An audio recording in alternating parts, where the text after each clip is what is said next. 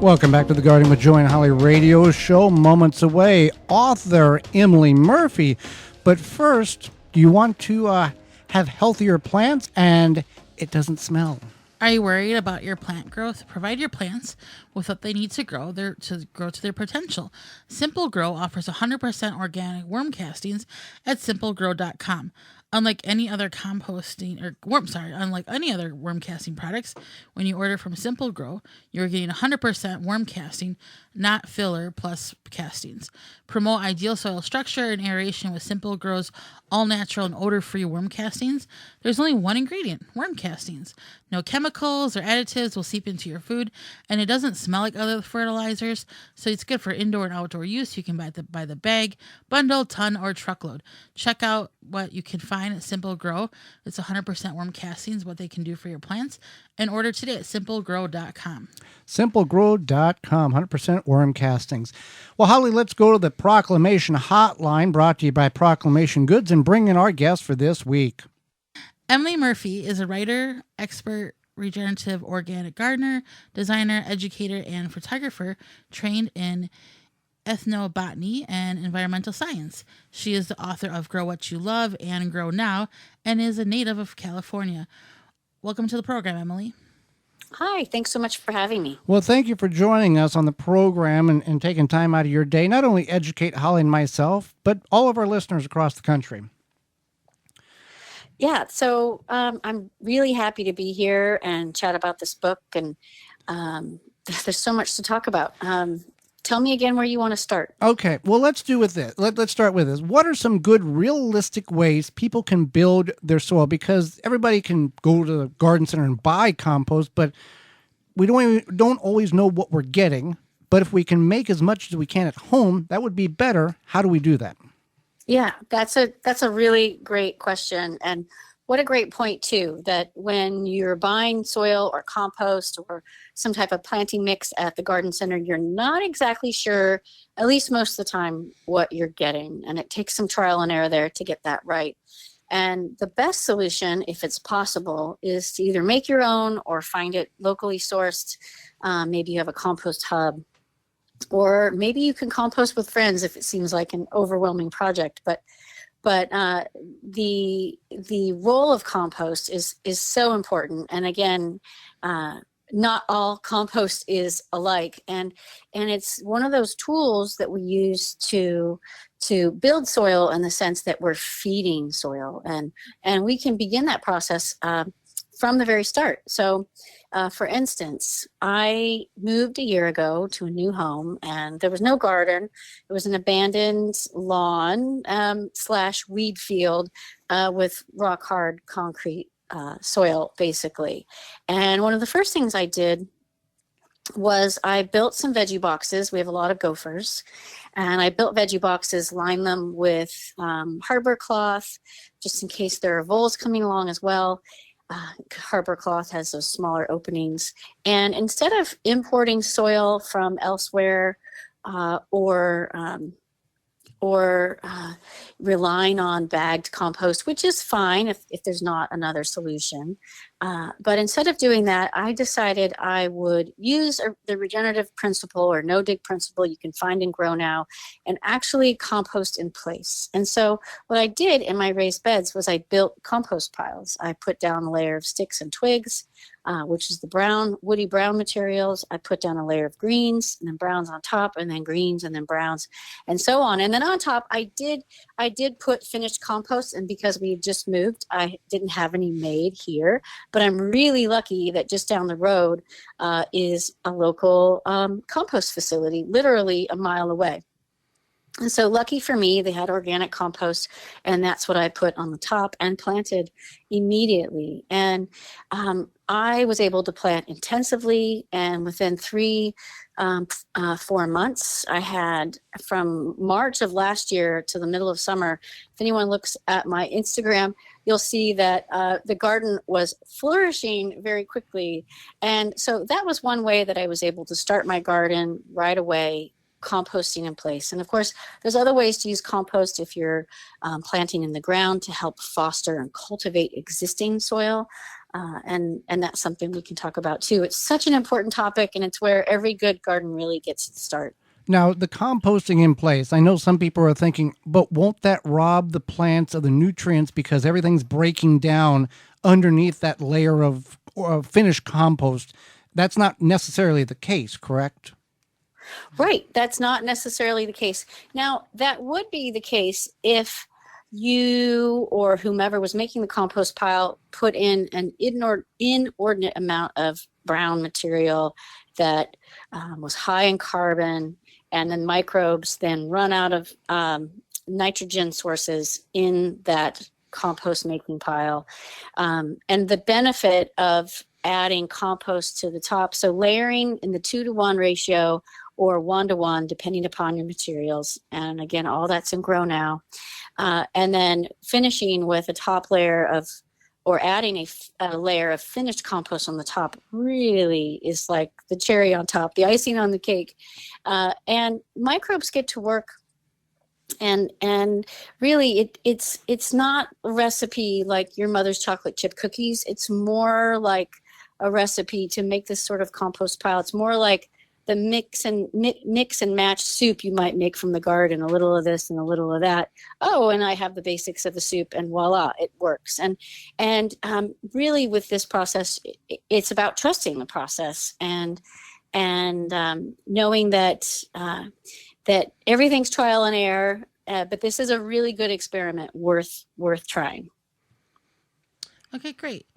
And now, with that being said, how does one increase biodiversity in their garden, even in the smallest of gardens, whether it be a small container garden or something just a medium size to larger garden in their backyard? Right. That's another great question, and it segues lovely or wonderfully from the compost conversation we were just having. So there are two key components. Well, there's many key components, but there are two key components to begin with when it comes to fostering biodiversity, whether it's in a set of containers or grow bags or raised beds or whatever space you have to work with. Not everyone has a tenth of an acre, let alone a half of an acre to grow in. And what's important to remember is that every little bit counts. And it begins with soil care, how we prepare our soil and how we feed the soil, because we're really feeding the biodiversity in soil when we feed our soil, say, compost. And then what we choose to plant. And there's this lovely, wonderful push and pull between the biodiversity above ground and the biodiversity below ground, which is why it's so important. One of the reasons why it's so important to foster the ecology of soil, the biodiversity of soil, as well as the biodiversity above ground. And one of the drivers of that are the plants we grow. And fostering biodiversity above ground, one begins with soil, but again, the plants we grow. And that can happen by, we can drive that ship by growing native plants or growing high functioning ecological plants. This includes herbs like thyme and oregano. They produce flowers that are favorites of hummingbirds and bees. They provide food for us. And so there's a number of plants that provide ecological services. They can be food plants, native plants, or other plants. One of my favorites that isn't a native to my area is Verbena bonariensis, the tall or purple verbena. It's hardy, it self-seeds, it's such a great nectar plant, and needs very little water. It's not fussy. That's one example of a plant that would also grow well in a container, and immediately you are supporting biodiversity, which is really that simple. It's remarkable. Well, let's talk about your new book, Grow Now, that came out this past February 1st. Tell us more about it, and tell our listeners what is something in it that you would that would encourage our listeners to pick up a copy. Well, thanks for asking. This book came out February 1st, and it is a book that I really hope works some magic. covers topics such as rewilding, going beyond organic, sequestering carbon, supporting biodiversity. The subtitle, How We Can Save Our Health, Communities, and Planet One Garden at a Time, is a tall order for a subtitle of a book. And I worked really hard in the months of writing this and photographing it to really meet that subtitle and include the information that we all need to grow better lives today and for tomorrow, and discover ways in which we can support our personal health, the health of our families and communities, as well as the health of the environment and of course our planet. And in many ways, this book is a look at climate action through growing, but it's also a look at ways we can support biodiversity and mitigate species extinction. And really what we know is that the root cause of those two issues is one and the same. And so it makes sense that the solution for those two issues is one and the same.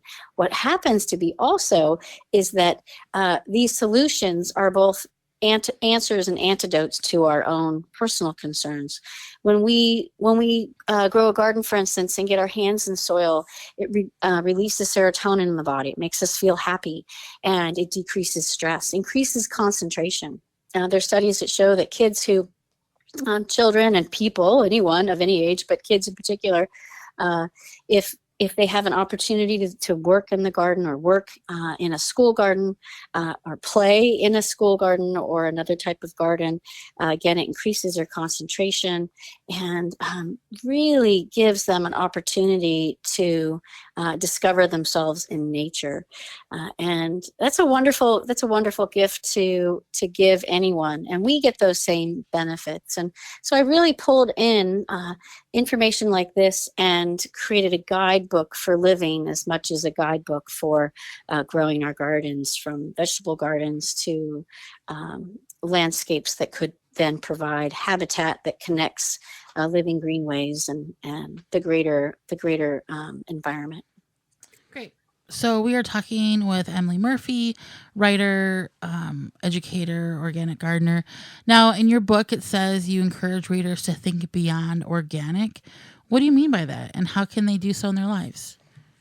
Yeah, Go Beyond Organic really asks each of us to consider what we can do that is more than just organic. Yes, skipping pesticides, herbicides, and synthetic fertilizers is necessary in order to support ecology and also our own health. We're only as healthy as the environment in which we live, and our food is only as vital and nutritious as the environment in which it's grown.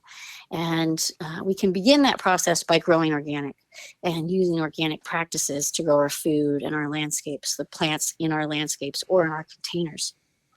Going beyond organic is really a way of looking at how we can not just be sustainable or, again, organic in our practices, but how we can restore, regenerate, and grow more good. There's a writer, founder, William McDonough.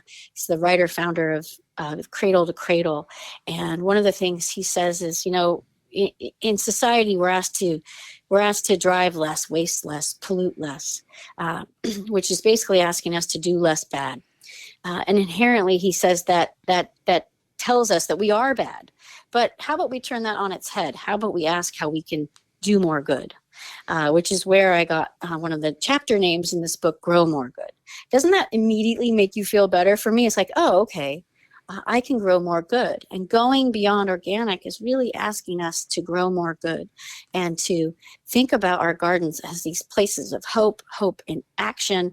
And if we use these simple regenerative principles, which are applying compost to the soil, keeping living roots in the ground, planting perennials, again, to keep living roots in the soil, going organic by skipping pesticides, herbicides, and synthetic fertilizers, and supporting biodiversity with a biodiverse range of plants.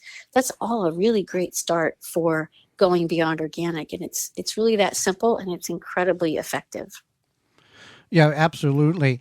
Now, let me ask you this. If somebody has started a garden within the last few years, but they feel like they're stuck with their garden ideals, what are some encouragement that you can get them unstuck with? What are some things that you would encourage them to do differently? Yeah, great question. Sometimes I find that when people feel stuck, or even when I feel stuck, I know it's time to switch things up and to try growing something new. Maybe consider moving things around if you're growing plants in containers. Uh, Consider your recipe box if you're growing a food garden. If you're stuck, it might be that you're choosing the plants that are available at your garden center because that's what's presented to you, but it might be time to open up a seed catalog and try a variety that you've never heard of before. And I think there, in that process of trying something new, that alone is exciting. You have to learn the ways of a new plant. Maybe you learn new flavors, how to grow that plant, and it really presents itself with an opportunity for discovery and curiosity. And that's where I would start, with getting unstuck in the growing process and asking yourself, okay, what new can I grow this year? Every year I always grow, for instance, a new tomato variety. And it wasn't until a year ago that I had the opportunity to grow any certain amount of tomatoes because my climate didn't allow for it. I had to stick to Sun Golds and Sweet 100s. And if I was lucky, I would get a couple early girls out of my plants. And now I live in a little warmer summer climate, or climate with warmer summers. And this last year I tried, I even grew black crims, which I thought, wow, I'm never going to be able to grow black crims. But I grew one tomato that has me really excited right now. It's called an indigo apple. And I didn't know what to expect. Actually, a friend brought it over to me. She had gone to a plant sale and brought it home and thought I might like to try it. And I did. And it truly changed my life. I cannot wait to grow that plant again. I'm already envisioning where it's going to go. And I hope it thrives as much as it did last year, this new plant.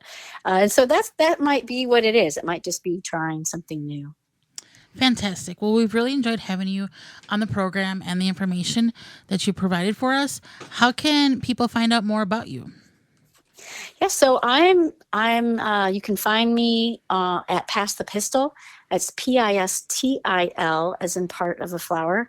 I'm on Instagram and Twitter, Facebook. I have a website, passthepistil.com. Again, that's PISTIL, as in part of a flower. And grow now and grow what you love. My first book, they're both available wherever books are sold. And I really do, again, hope that this book works some magic and finds its way into people's lives. It's not just any old gardening book. I like to think that it's more than a gardening book. It's a guidebook for living the life that provides us with hope for today and tomorrow. Well, Emily, we thank you for taking time out of your day to share and enlighten and educate Holly and myself and all of our listeners. Thank you so much for having me. Absolutely. Hey there, gardeners. Thanks for checking out this segment of the Gardening with Joey and Holly radio show. If you like what you've seen, you can search through the channel and find full in-studio videos of the entire show. If you want to go another route, you can search for it on your favorite podcast platform by searching the Wisconsin Vegetable Gardener radio show or the Gardening with Joey and Holly radio show, and you can download it and take it with you. You can check out all past seasons at our website, thewisconsinvegetablegardener.com, under the radio tabs at the top of the page. We thank you for joining us. We hope you've learned and enjoyed the show, the segment, and we'll see you next time.